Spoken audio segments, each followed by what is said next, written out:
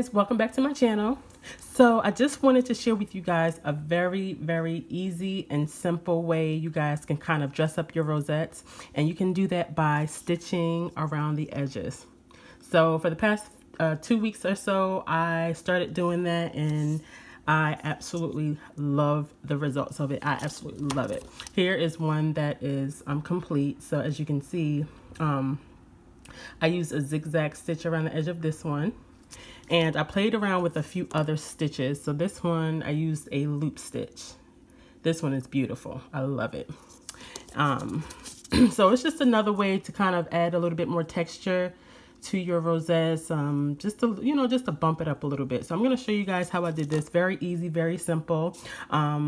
So yeah, let's get started. Okay, so the way I make my rosettes is I always make my paper rosettes using a 12 by 12 sheet of paper. And I like using a 12 by 12 sheet of paper because I think it just gives like the perfect amount of folds. And I just like the way it's just very full, and it's just very sturdy. So I'm going to show you guys a trick or a tip that you can use to make multiple rosettes, in a short amount of time. Okay.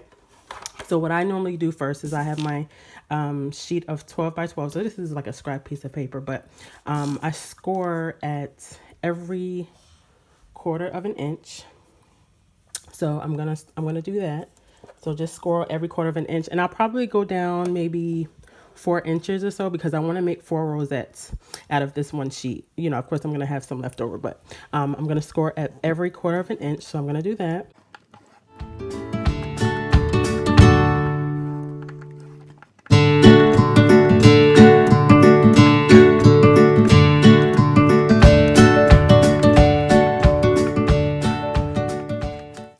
Okay, so from here, I stopped at 5.5 because there's this this trimmer folds. So I noticed that sometimes when I score at this 5.5, I'll rip my paper. So what I do is at this very last score line that I made, I just line it back up with the 1 inch mark, and then I just continue scoring all the way down.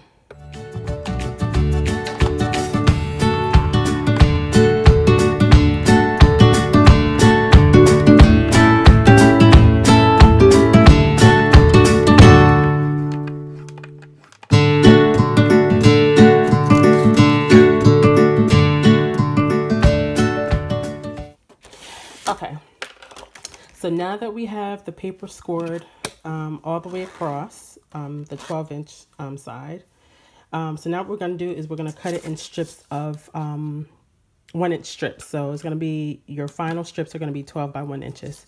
So I'm going to do that, and I'm going to cut it 4 times to get 4 rosettes, or however many I can based on how long I made the score line.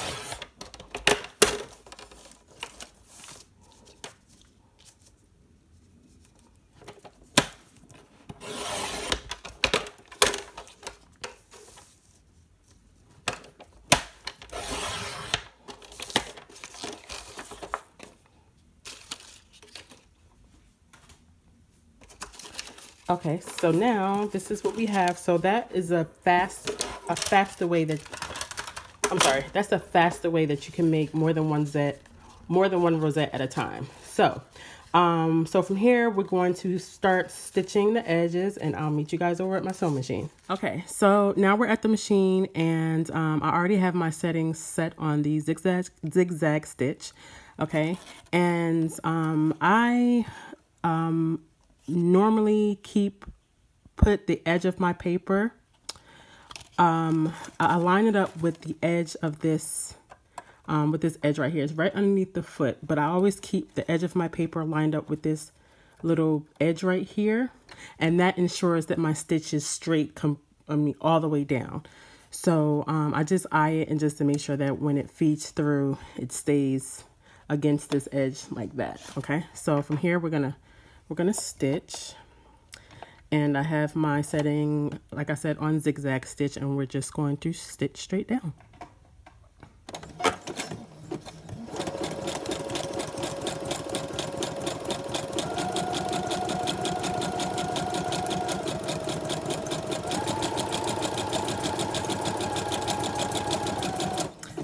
Okay, and like I said, as you can see, the edge of my paper always stays aligned with the edge.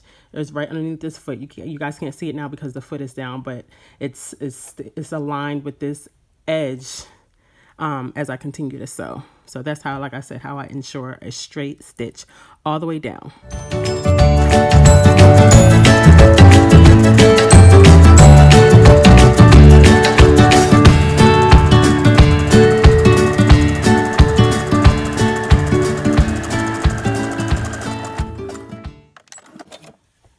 Okay, and now we are done, and this is what we have. So I'm going to take it back over to the table so you guys can see it. Okay, so after you stitch, this is what you should have. Now, granted, everyone's machine is different, so you will have to just play around with the settings and just, you know, just play around with it just to make sure that it's stitching the way you want it. It's, you know, on the edge, you know, there's a right amount of paper on the edge, you know what I mean, so that the stitch doesn't go over. So basically you just have to play around with it. So this is what I have. My machine actually skipped the stitch right there, but that's okay. You probably won't even be able to see it. Okay, and then from here you just fold your rosette like you normally would. I have some tails right here on the end, so I'm gonna clip those off.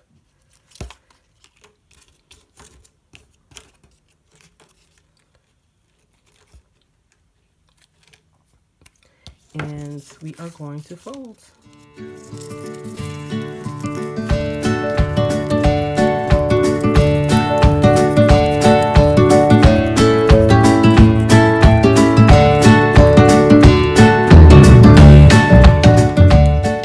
Okay, so this is what we have. And what I like to do is I like to lay it flat on the table, and I like to squeeze all the folds together like this. And that just ensures that, you know, it has a crisp fold on every on every peak. So from here, we want to get the back, the circle that we're going to use to hold it together. Well, actually, we're going to glue the edges. So I'm going to glue these together, and I'll be right back. We're going to glue the edges together. It's been sitting for a while. That's why it's kind of brown. But you want to make sure that the outside of your rosette is going to align.